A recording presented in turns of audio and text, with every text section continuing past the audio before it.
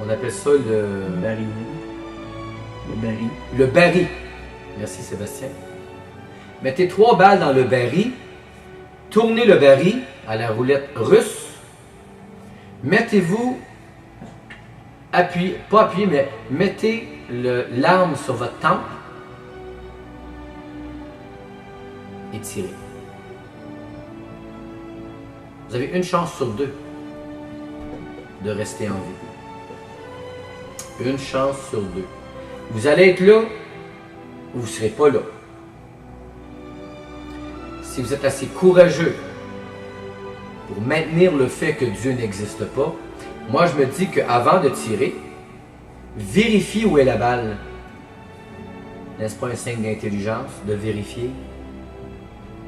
Ou si vous êtes assez fou pour vous tirer, comme beaucoup de gens peut-être le font, se suicident sans avoir eu vérifié si Dieu existait. Vous n'avez qu'une chance sur 2. Soyez sages. Vérifiez si l'Éternel existe. Il dit, frappez et l'on vous ouvrira. Cherchez et vous trouverez. Moi, j'ai vérifié. J'ai la preuve maintenant pour moi-même. Je vous exhorte, je vous encourage à aller chercher cette vérité-là et cette réponse-là et à le laisser vous convaincre, vous, qu'il est bel et bien vivant et ressuscité d'entre les morts. Jésus est rentré dans mon cœur, j'avais l'âge de 22 ans. J'ai 55 ans maintenant. Il est toujours présent.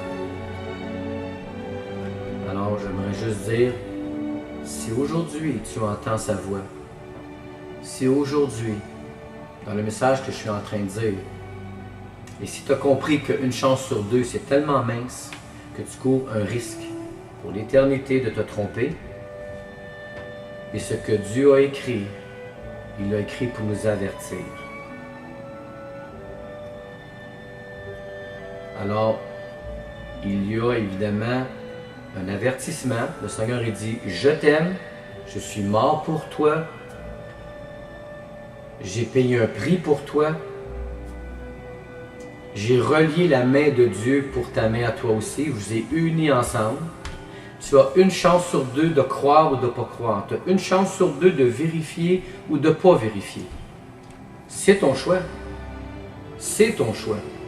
On a tous le libre arbitre d'un choix, de dire oui, de dire non. Mais je peux te dire une chose, lorsqu'on lit les Écritures et qu'on arrive à la fin de l'Apocalypse,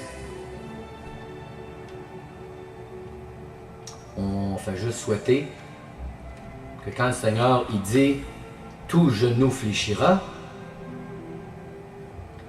est-ce que tes genoux un jour vont fléchir pour dire « merci Seigneur » ou tu vas avoir l'impression que toi tu n'es pas participant?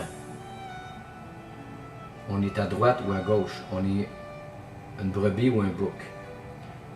La parole elle est tellement tranchante, elle est vraiment tranchante.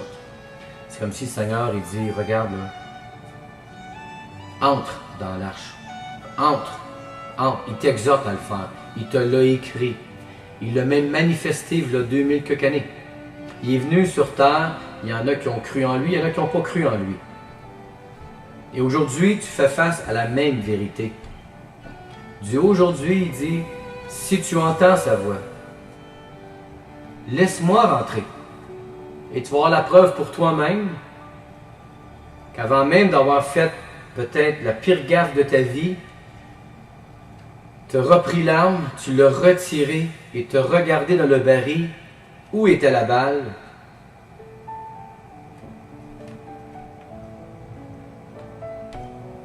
Alors la parole de Dieu est là pour vérifier et laisser le Seigneur, lui, te convaincre de pécher. La parole dit que tout homme est pécheur, privé de la gloire de Dieu. On est coupé de Dieu. C'est comme une plante, pas d'eau. Une plante, pas d'eau. Moi, j'ai jamais vu une plante vivre pas d'eau. Ça n'existe pas. Un homme sans Dieu, on voit le résultat, il le dit dans le Jardin d'Éden, si tu manges du fruit de la connaissance du bien et du mal, tu vas mourir. C'est une parole qui s'accomplit encore aujourd'hui et tu as le choix de la rejeter ou de la garder. D'y croire ou de ne pas y croire. Jésus dit que celui qui va croire en lui, des fleuves d'eau vive vont couler dans son sein. Des fleuves d'eau vive vont couler dans son sein. Est-ce que je mens ou si je dis une vérité? Est-ce que je l'ai expérimenté ou si je suis menteur? Tu as le choix, une chance sur deux. Si je suis assez fou pour faire ça, mais assez sage pour retirer et regarder, mais je l'ai vérifié. Avant de tirer, j'ai vérifié. Et le Seigneur, parce que j'étais vers lui, j'ai ouvert mon cœur, parce qu'il a cogné à ma porte et j'ai ouvert, et je lui ai parlé, il a manifesté des fleuves d'eau vive. Quelqu'un va dire, mais de quoi tu parles? C'est la première fois que j'entends ça. C'est comme inconnu pour moi ça. Des fleuves d'eau vive, une manifestation d'Esprit Saint à l'intérieur de nous, la vie qui vient à l'intérieur de nous. Coupé de Dieu, c'est une plante qui n'a pas d'eau. Une plante a besoin d'eau. Et l'eau de vie de Dieu, tu es comme une plante. Il va t'arroser, il va te donner la vie. Et si aujourd'hui tu es capable de me dire que tu n'as pas besoin d'eau, que tu n'as pas besoin de te nourrir, puis que tu n'as pas besoin de dormir, ben moi je dis que tu es un Superman. Oui, tu peux être autonome, tu peux être même indépendant de toute ta création. Mais comment tu vas faire?